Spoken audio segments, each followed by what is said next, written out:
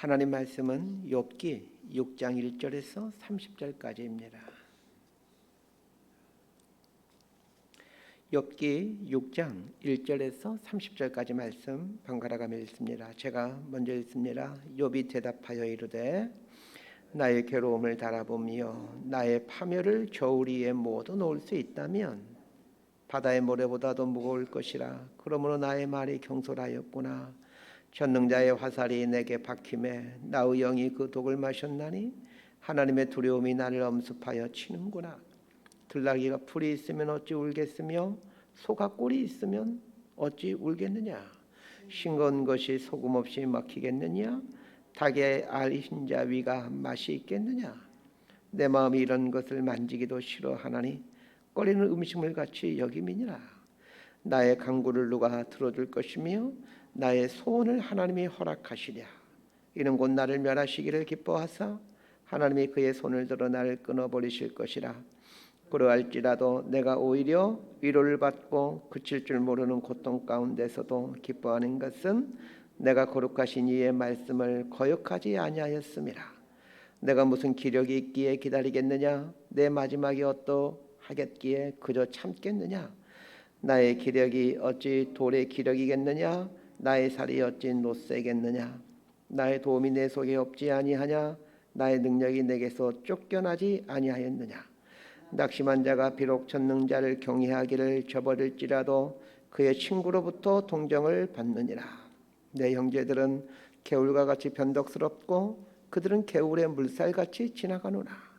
얼음이 녹으면 물이 검어지며 눈이 그 속에 감추어질지라도 따뜻하면 마르고 더우면 그 자리에서 아주 없어지나니 대상들은 그들의 길을 벗어나서 삭막한 들에 들어가 멸망하느니라. 대마의 떼들이 그것을 바라보고 스바의 행인들도 그것을 사모하다가 거기 와서는 바라던 것을 부끄러워하고 낙심하느니라. 이제 너희는 아무것도 아니로구나. 너희가 두려운 일을 본즉 겁내는구나. 내가 언제 너희에게 무엇을 달라고 말했더냐. 나를 위하여 너희 재물을 선물로 달라고 하더냐. 내가 언제 말하기를 원수의 손에서 나를 구원하라 하더냐. 폭군의 손에서 나를 구원하라 하더냐. 내게 가르쳐서 나의 허물된 것을 깨닫게 하라. 내가 잠잠하리라. 옳은 말이 어찌 그를 고통스러운고 너희의 책망은 무엇을 책망함이냐. 너희가 남의 말을 꾸짖을 생각을 하나 실망한 자의 말은 바람에 날아가느니라. 너희는 고아를 제비 뽑으며 너희 친구를 팔아넘기는구나. 이제 원하건대 너희는 내게로 얼굴을 돌리라. 내가 너희를 대면하여 결코 거짓말하지 아니하리라. 29절 30절 함께 읽습니다. 너희는 돌이켜 행악자가 되지 말라. 아직도 나의 의가 건재하니 돌아오라. 내 혀에 어찌 불의한 것이 있으리야. 내 미각이 어찌 속임을 분간하지 못하리야. 욥기 4장과 5장은 욥의 친구인 엘리바스의 어떤 충고였습니다. 엘리바스의 충고에 대해서 욥이 이제 6장과 7장에 걸쳐서 답변 형식으로 이제 변론을 하고 있는 거죠. 4장과 5장에서 엘리바스가 욥에게 충고를 하고 있는데 그 충고의 내용은 두 가지로 요약할 수 있습니다. 첫 번째는 모든 심판의 원인은 죄라는 것입니다. 그러니까 욥에 당하고 있는 비참한 상황을 하나님의 심판을 여기고는 욥이 이런 비참한 상황권에 처하고 있는 것은 욥이 지은 죄 때문이다라는 말입니다. 두 번째는 그렇기 때문에 욥 네가 회개해야 된다는 얘기입니다. 회개만 하기만 하면 하나님께서 회복시켜 주신다라는 말이 엘리바스가 했던 말의 요지입니다. 엘리바스가 한 말들은 모두가 맞는 말이었지만 욥의 상황에서는 맞는 말이 아니었습니다. 지금 욥에게 필요한 것은 욥의 편에 서서 욥이 당하고 있는 슬픔에 동참하고 함께 아파하는 것이지 충고가 아닙니다. 꼭 기억하십시오. 얼음에 빠진 사람에게 필요한 것은 동의와 격려 함께 있어줌이지 충고가 아닙니다. 충고는 기고만장하게 잘 나가고 있는 사람, 브레이크가 필요한 사람에게 해주는 것입니다. 6장과 7장이 욥의 변론인데 잘 보십시오. 욥이 엘리바스에게 고맙다 친구야 이렇게 나오는 것이 아니라 오히려 더 마음 상해하고 있다는 것을 알게 됩니다. 자, 1절에서 3절까지 말씀 함께 봅니다. 시작. 욥이 대답하여 이르되 나의 괴로움을 달아보며 나의 파멸을 저 위에 모두 놓을 수 있다라면 바다의 모래보다도 무거울 것이라. 그러므로 나의 말이 경솔하였구나. 욥이 3장에서 자신에게 닥친 고난을 한탄하게 되자 이제 4장과 5장에서 엘리바스가 욥이 당한 고난에 대해서 나름대로 해석을 해줍니다. 욥이 이렇게 한탄하죠. 도대체 내가 이 고난을 겪는 게, 이 비참한 상황 가운데 거하는 게 이해할 수가 없구나. 이에 대해서 4장과 5장에서 엘리바스가 그 욥이 당하고 있는 고난에 대해서 이제 설명을 해주는 거죠. 그 해석이 서두에서 말씀드린 것처럼 욥아, 네가 죄를 지었기 때문이라는 것입니다. 너의 지은 죄 때문에 하나님의 심판이 임한 것이고 지금 너에게 필요한 것은 회개라는 것입니다. 이러한 엘리바스의 충고에 대해서 이제 욥이 답변하기 시작합니다. 자, 욥이 하는 첫마디가 무엇입니까? 나의 괴로움을 저울로 달 수 있다라면 바다의 모래보다도 무거울 것이다 라는 말입니다. 이 말은 무슨 뜻입니까? 엘리바스의 충고는 자신에게 하나도 도움이 되지 못하고 있다는 겁니다. 오히려 욥이 당하고 있는 고통의 무게를 전혀 인지하지 못하고 있는 이 엘리바스를 보면서 어떤 벽을 느끼는 겁니다. 그렇게 친한 친구이고 믿음의 동역자이지만 정작 욥이 당하고 있는 고통을 헤아리지 못하고 있는 거죠. 이게 우리가 인생 사는 동안 외로움을 느끼는 근본적인 이유이지 않겠습니까? 외로움을 떨쳐버리려고 사랑하는 사람과 결혼을 하지만 배우자와의 사이에 큰 벽이 놓여 있는 것을 경험할 때가 있지 않습니까? 욥은 자신이 당하고 있는 이 고통의 무게를 보여줄 수 있다면 참 좋을 텐데 이 고통의 무게를 보여줄 수가 없어서 답답해하고 있습니다. 욥이 겪고 있는 고통의 무게를 엘리바스가 알고 있다면 결코 그런 말을 하지 않았을 텐데 욥이 당하고 있는 고통의 무게를 알지 못하기에 엘리바스는 욥에게 너가 지은 죄 때문에 이런 비참한 상황에 처한 것이고 그러니 회개해야 된다라고 권면했던 겁니다. 인생마다 겪는 고통이 있습니다. 어제 본문인 5장 7절에서 사람은 고생을 위해 난난이라는 엘리바스의 말처럼 모든 인생마다 고통이 있습니다. 모양이 다르고 무게가 달라서 그렇지 모든 인생들에게는 그 고통스럽게 하는 짐이 있습니다. 그래서 사람을 이해할 때 그 사람의 이 인생 짐을 헤아려 보고자 하는 노력이 필요합니다. 아내들은 남편의 짐을 다 안다고 생각하지만 그렇지 않습니다. 남편도 마찬가지입니다. 아내의 짐을 안다고 하지만 어떻게 아내의 짐을 알 수 있겠습니까? 내가 모르는 무거운 짐을 지고 저 사람도 살고 있겠지. 이 생각하며 이해하려고 애쓰며 사는 것이죠. 욥은 자신이 겪고 있는 고통의 무게가 너무나도 크다라고 말하고 있습니다. 그러면서 3절 하반절에 보면 아주 이상한 말을 합니다. 나의 말이 경솔하였구나 이렇게 말합니다. 마치 이 말은 욥이 엘리바스의 말을 듣고 큰 깨달음을 얻어서 내가 경솔하였구나 이런 뉘앙스로 보여집니다. 그러나 앞뒤 문맥을 살펴보면 이런 의미가 아닙니다. 사실 이 구절은 해석하기 아주 난해한 구절입니다.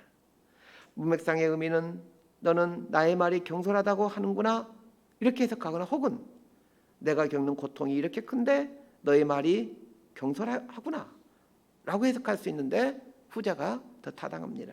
자, 4절에서 7절까지 말씀 함께 읽습니다. 시작.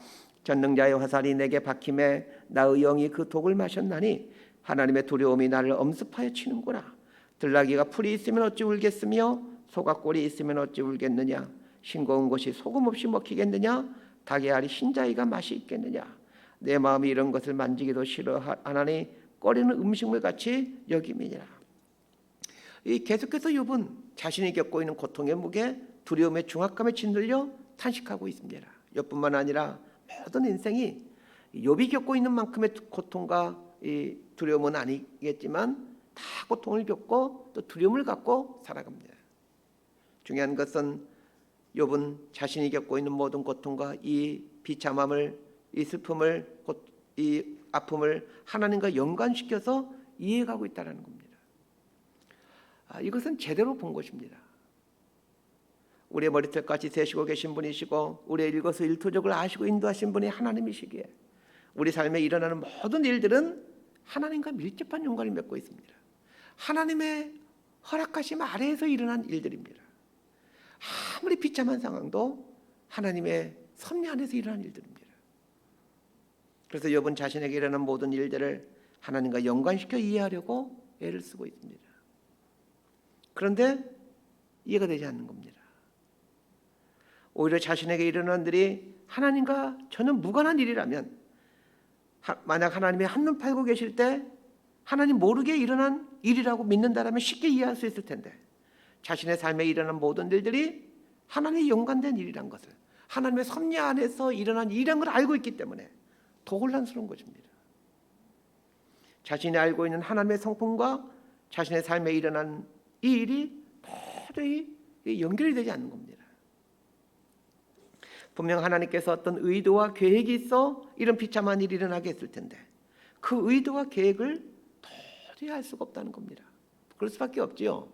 하나님과 사단이 천상에서 했던 내기 때문에 지금 욥에게 이런 일이 일어나고 있으니 이걸 어떻게 할 턱이 있겠습니까? 자, 이게 욥의 고통이고 두려움입니다. 고난 앞에 있을 때 그 고난에 담긴 하나님의 의도와 계획을 전혀 알지 못할 때 그리스도인들은 깊은 회의에 빠지게 됩니다. 그리스도인들은 신앙이 있기 때문에 고난이 해석만 되어도 사실 그 고난을 어느 정도 이겨낼 수가 있습니다. 반면에 고난이 해석되지 않기에 심각한 절망에 빠지는 것입니다. 이 상황에 들을지 모르겠지만 저는 그리스도인이 자살하는 것에 대해서 그렇게 큰 의문을 제기하지 않습니다. 어떻게 신앙 있는 사람이 자살할 수가 있어? 말하지만 고난이 해석되지 않을 때 깊은 절망에 빠져 자살하게 됩니다. 그렇다고 자살하라는 얘기가 아니에요. 자살을 정당화시키는 얘기가 아닙니다. 자살하는 그리스도인의 고통을 이해해보자라는 것입니다. 왜 신앙이 있으면서도 자살을 하는지 그 이유를 알게 되었을 때 그에 대한 대책을 마련할 수 있지 않겠습니까? 신앙이 자살하는 이유는 딱 한 가지입니다. 자신의 삶에 있는 이 고난이 해석이 되지 않기 때문입니다. 왜 이 고난과 아픔이 나에게 일어났는지 이유를 알거나 혹은 내가 전혀 알 수 없지만 하나님의 특별한 계획이 있기 때문일 거야, 이 정도의 믿음만 있어도 사실 자살하지 않습니다. 그래서 인생을 살아가면서 중요한 것이 이 고난을 해석하는 틀을 갖는 게 아주 중요합니다. 내 안에 있는 죄 때문에 심판의 성격으로서 고난이 왔다라는 것을 받아들이려면 모든 인간은 죄인이다라는 성경의 가르침을 받아들여야만 합니다. 또한 고난에는 하나님의 특별한 섭리가 있다라는 이 성경의 가르침을 믿게 된다라면 어떤 고난 앞에서도 삶을 포기하지 않고 최선을 다해 인생을 바르게 살아갈 수가 있습니다. 자, 이런 게 신앙 아니겠습니까? 자, 8절에서 10절까지 말씀 함께 읽습니다. 시작. 나의 간구를 누가 들어줄 것이며 나의 소원을 하나님이 허락하시랴. 이는 곧 나를 멸하시기를 기뻐하사 하나님이 그의 손을 들어 나를 끊어버리실 것이라. 그러할지라도 내가 오히려 위로를 받고 그칠 줄 모르는 고통 가운데서도 기뻐하는 것은 내가 거룩하신 이의 말씀을 거역하지 아니하였음이라. 자, 욥의 탄식을 보면 욥의 고통이 얼마나 극심한지를 조금이나마 알게 됩니다. 8절에 보면 욥이 자신에게 소원이 있다라고 말하고 있습니다. 그 소원이 무엇입니까? 죽는 것입니다. 8절에 나오는 나의 간구, 나의 소원은 죽는 것을 의미합니다. 자신이 닥친 고통이 너무나도 크고 기가 막혀서 이것은 분명 하나님이 자신을 멸하시려고 이런 고통을 주시는 것이다라고 생각합니다. 그래서 빨리 죽고 싶다라는 것입니다. 욥의 이 말을 들어보면 참 믿음 없는 사람이다 라고 생각될 것입니다. 그런데 욥이 믿음 없는 사람입니까? 정말 믿음 좋은 사람입니다. 성경에 나오는 인물 중에 욥보다 믿음이 더 좋은 사람이 있을 수 있을까 생각될 정도로 욥은 믿음이 출중한 사람입니다. 오죽했으면 하나님이 사탄에게 자랑하겠습니까? 야, 저 욥을 봐라. 저 욥을 봐라. 얼마나 하나님을 사랑하는지. 사탄에게 자랑하고 싶을 만큼 하나님의 보증을 설 만큼 욥은 그렇게 믿음이 좋은 사람이었습니다. 그런데 그 믿음 좋은 사람의 입에서 나오는 말이 죽는 것이 소원이다라고 얘기하고 있습니다. 그래서 여러분, 고난 앞에서 절망의 말을 하고 심지어는 실제로 자살까지 하는 사람이 있더라도 결국 그 사람을 경계하지 않게 되기를 바랍니다. 어떤 교회에서는 자살한 사람에 대해서는 장례를 치르지 않는 교회도 있다고 합니다. 성도가 자살을 했는데 자살했다고 자살하면 지옥 간다라고, 지옥 백성이기 때문에 장례를 치르지 않는 교회가 있습니다. 그러나 자살한 사람일수록 더 장례를 치러줘야 하죠. 왜 그렇습니까? 자살한 가족의 유가족들은 어느 가족들보다도 더 슬픔에 빠져있기 때문입니다. 그러면 욕과 같은 믿음의 사람이 죽고 싶다, 살 소망이 없다라는 말을 하는 것을 어떻게 이해해야 될까요? 죽고 싶다고 하고 살 소망이 없다라고 말하는 것은 지금 하나님이 전혀 느껴지지 않는다는 말입니다. 고통이 너무 커서 하나님이 느껴지지 않을 때가 있잖아요. 이런 때를 위해서 믿음의 동역자들이 있는 겁니다. 눈에 보이는 사람이 옆에 있어서 감정적으로 그 사람의 고통 속으로 들어가 함께 슬퍼하며 아파할 때 이 고통 중에 있는 사람은 나와 함께 하고 있는 이 위로자를 경험해 가게 됩니다. 그러면 살아야겠다는 의지가 생겨나기 시작합니다.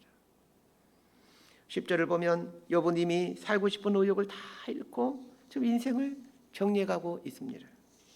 10절 말씀의 뉘앙스는 이런 겁니다. 그래도 내가 지금껏 하나님 말씀을 거역하지 않고 살아왔던 것, 그거 하나가 내 삶의 위안이 되는구나. 인생에 아무런 소망이 없지만 지난 인생 동안 하나님 말씀을 붙들고 살려고 했던 나의 그 진심 어린 신앙은 후회스럽지 않구나, 이런 말입니다. 욥의 이 말을 통해서 중요한 통찰 한 가지를 얻게 됩니다. 신앙인들에게 있어서 죽음을 앞두고 후회하는 것이 진실된 믿음을 갖고 신앙생활하지 못했던 것이라는 겁니다. 그리스도인이라는 이름으로 살다가 죽게 되는 순간에 후회하는 것이 있다면 하나님 앞에서 진실되게 살지 못한 것입니다. 진실되게 하나님을 사랑하지 못한 것, 진실되게 마음 중심으로 말씀에 순종하지 못했던 것들을 후회하며 살게 된다는 겁니다. 욥의 이 말을 들어보면 욥은 이미 죽음 앞에 이른 사람입니다. 사실 객관적인 상황으로 보게 되면 이미 죽음 앞에 이른 사람이죠. 그런데 이 죽음 앞에 이른 사람이 유일하게 위안을 삼고 있는 것이 무엇입니까? 지난 인생 동안 하나님을 진실되이 사랑하고 섬겨온 것입니다. 반대로 말한다면 모든 그리스도인들에게 있어서 죽음을 앞둔 상태에서 후회하는 것이 있다면 진실되이 하나님을 사랑하지 못한 것이라는 얘기가 됩니다. 그리스도인이 죽음 앞에 섰을 때 후회하는 것이 있다면 딱 이겁니다. 지난 세월 살아온 동안 진실되이 하나님을 사랑하지 못한 것, 진실되이 하나님을 섬겨오지 못한 것, 이거 외에는 후회되는 게 없습니다. 죽음을 앞두고 그때 거기에 땅을 샀어야 하는데, 그때 거기에 투자했어야 되는데, 이런 후회하지 않습니다. 우리가 지금 살아있으니까, 그리고 앞으로도 계속 살 것 같으니까 잃어버린 재산으로 안타까워하지만, 그때 거기에 투자하지 않은 것을 안타까워하지만, 인생의 궁극적인 문제인 죽음 앞에 서게 되면 그런 것들이 아무것도 아니라는 것을 알게 됩니다. 그래서 우리는 10절 말씀을 통하여 우리가 무엇을 붙들고 살아야 될지를 배우게 됩니다. 뭘 붙들고 살아야 됩니까? 거룩하신 이의 말씀을 거역하지 아니하고, 이걸 붙들고 사는 겁니다. 이렇게 살 때 혹 아무것도 없이 빈털터리가 되어 고통 중에서 인생의 마지막을 맞이하게 되더라도 후회가 없을 겁니다. 11절에서 13절까지 말씀 함께 읽습니다. 시작. 내가 무슨 기력이 있기에 기다리겠느냐? 내 마지막이 어떠하기에 그저 참겠느냐? 나의 기력이 어찌 돌의 기력이겠느냐? 나의 살이 어찌 노쇠겠느냐? 나의 도움이 내 속에 없지 아니하냐? 나의 능력이 내게서 쫓겨나지 아니하였느냐? 욥은 하나님께서 자신의 삶을 회복시켜 간다 하더라도 이미 자신의 기력이 다 쇠하여 버렸고 이미 육체가 이미 노쇠했다는 것을 보고 있습니다. 그래서 설사 하나님이 자신의 삶을 회복시킨다 하신들 이제는 아무런 의미가 없다라고 탄식하고 있는 겁니다. 그럴 만도 하지요. 자식들도 다 10자식이 다 죽어버렸죠. 그 많던 재산도 한 푼 없이 다 사라져버렸죠. 아내도 자신을 저주하고 떠나버렸죠. 몸은 큰 질병이 생겨서 이렇게 고통 등에 있죠. 설사 회복된들 이제 무슨 의미가 있겠습니까? 무엇인가 조금 남아있을 때는 하나님을 기대하게 됩니다. 아직 내가 젊으면 하나님을 기대할 수 있죠. 아직도 무엇인가 어떤 그 미천이 남아있다면 하나님께서 이것을 미천 삼아 큰일 하실 것이다. 이렇게 기도하면서 새 힘을 얻을 수 있죠. 그런데 아무것도 없게 되면 하나님을 보기보다는 아무것도 없는 내 자신을 보게 됩니다. 그래서 한탄만 하고 한숨만 쉽니다. 이만큼 우리가 믿음이 없습니다. 예수님께서 죽음을 앞두고 제자들에게 하신 말씀인 너희 믿음이 작은 까닭이니라. 진실로 너희에게 이르노니 만일 너희에게 믿음이 겨자씨 하나만큼만 있어도 이 산을 명하여 여기서 저기로 옮겨지라 하면 옮겨질 것이요 또 너희가 못할 것이 없으리라 라는 말씀처럼 우리에게는 믿음이 없습니다. 겨자씨만한 믿음만 있어도 이 산을 명하여 여기서 저기로 옮길 수 있다고 하였는데 그런 믿음이 없습니다. 우리 인생이 아무리 믿음이 좋다고 하더라도 믿음이 졌기에 고난 앞에서는 크신 하나님을 보기보다는 연약하고 아무것도 남아있지 않는 이 작은 나를 늘 보며 살게 됩니다. 그렇다면 우리는 고난 앞에 있는 형제 자매들을 어떻게 위로해야 될지를 알게 됩니다. 고난 속에 있는 형제 자매가 크신 하나님께로 눈을 돌릴 수 있도록 중보 기도해야 됩니다. 사람은 고난 앞에 서게 되면 아무것도 없는 비참한 자기 자신의 일을 집중하게 됩니다. 언제 회복될 수 있습니까? 나 자신에게도 두었던 눈을 하나님께로 향하게 될 때 회복되기 시작합니다. 그렇기 때문에 옆에 있는 사람이 뭘 해야 되겠습니까? 그 사람이 하나님께 눈을 돌릴 수 있도록 중보 기도하는 겁니다. 그리고 충고보다는 그 촉촉히 젖은 눈으로 그 사람 옆에 있어줌으로 그로 하여금 이 사람이 내 옆에 있듯이 위로자신 하나님이 내 옆에 계시겠구나 이런 생각을 갖게끔 해야 됩니다. 말씀 정리합니다. 잘 나가는 사람에게는 충고가 필요하지만 고난 속에 있는 사람에게는 위로가 필요합니다.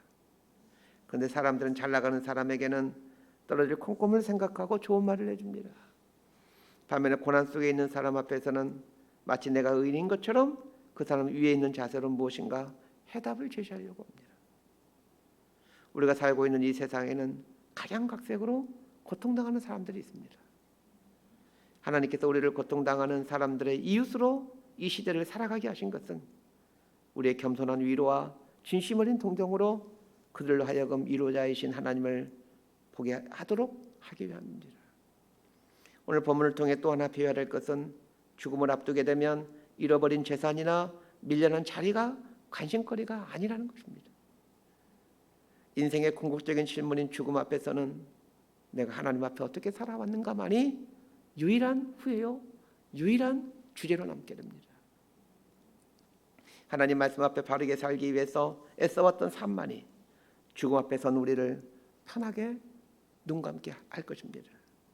이 사실을 깨닫고 우리의 일상의 삶이 하나님을 진실로 사랑할 수 있는 기회라는 것을 자각하여 오늘 하루도 하나님을 진실로 사랑해가는 연습을 해가는 오늘 하루가 되게 하십시다.